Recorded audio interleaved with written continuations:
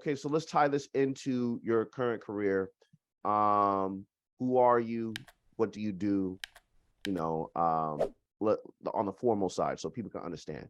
Absolutely. So I host an emotional intelligence platform called Rah Kalon Coaching and Consulting. And what we do is we work with individuals, we work with couples, we'll work with communities and corporations to help them understand that as a person, you are not simply enough, you are more than. And that looks like being more than grief. That looks like being more than self-doubt and analysis paralysis. That looks like being more than trauma, because each of us have our own perceived barriers. But when working with Rah Kalon Coaching and Consulting, you lovingly learn that the barrier and the door is locked from the inside. So that looks like going and working with person-centered corporations to help create general mental wealth, not just mental health, but mental wealth on a company level. Working with executives over DEI, diversity, equity, and inclusion, so employees feel seen. Coming and working with communities, especially like what we have coming up on December 4th, an event called KEPT, the Intergenerational Healing of Black Women Through Expression. So having women from ages 14 to 72 actually unpacking where is this disconnect coming in Black community between Black women. When working with couples, we officiate weddings, but before the wedding, we love to sit down and get to know them and walk them through communication skills so that they actually know who they're walking down the aisle to.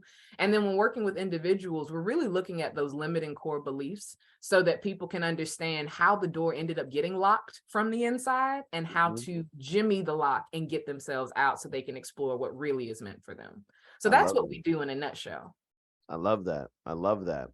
And out of everything I heard you say, again, I could easily go off task with you because you be saying some good stuff.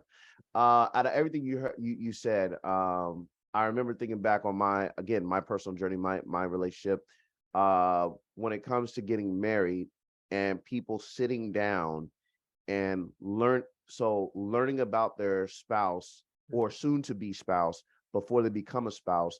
Can you talk about some of the questions that you asked with that? Because I think that piece is probably, as far as communication is concerned, I don't know as far as action, but people don't talk about that piece right there. They don't, that is overlooked. They talk about we've been together.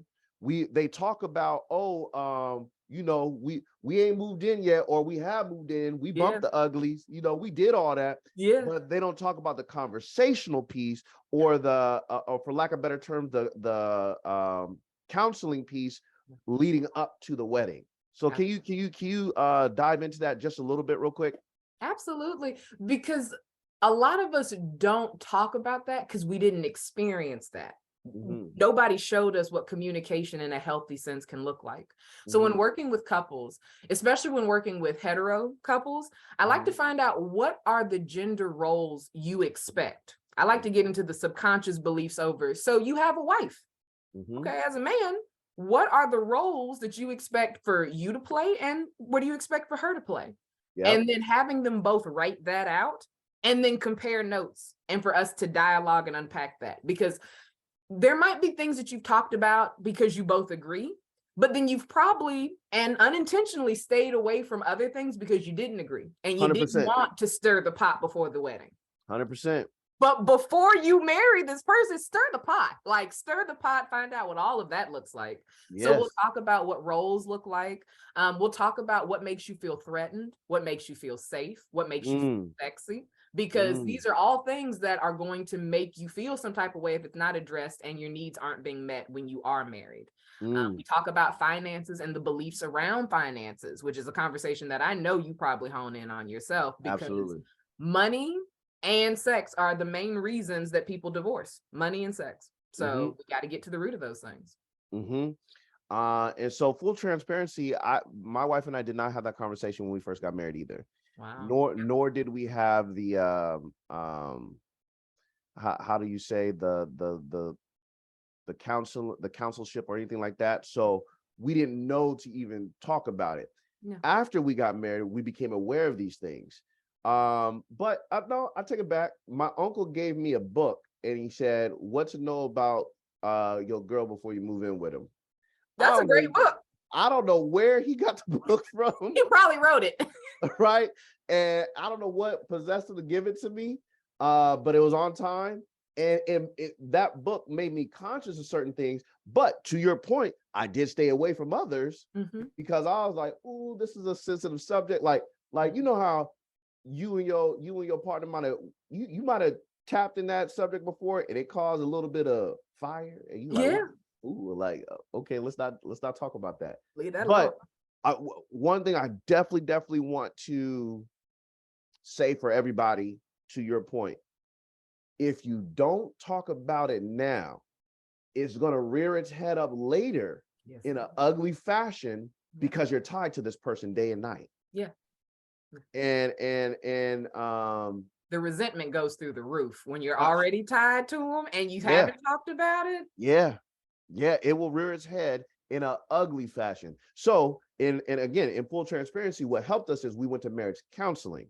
And I remember a friend of mine said, just because you got a car doesn't mean you don't get the oil change. You get the oil change to make sure the car can keep running. Yeah. Marriage counseling is to make sure you can keep your marriage running. Yeah. So I was like, well, shoot.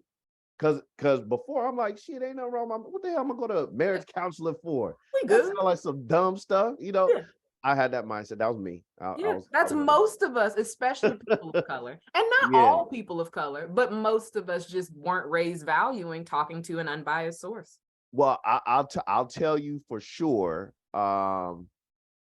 The men I was around that were my age felt the same way. The wisdom that I received was from people that could have been my father. And so I guess you could say that was the divine speaking to me, because all of us were going through the problems at the same time, but none of us thought to ask for help. So we all are drowning, but no one's going to reach for a life preserve. Yeah. I'm just thinking back right now, like, oh my God. We were all like, man, this is crazy. What you doing this too? It's happening so fast. Yeah. That's exactly what happens to Oh my God. Okay. All right.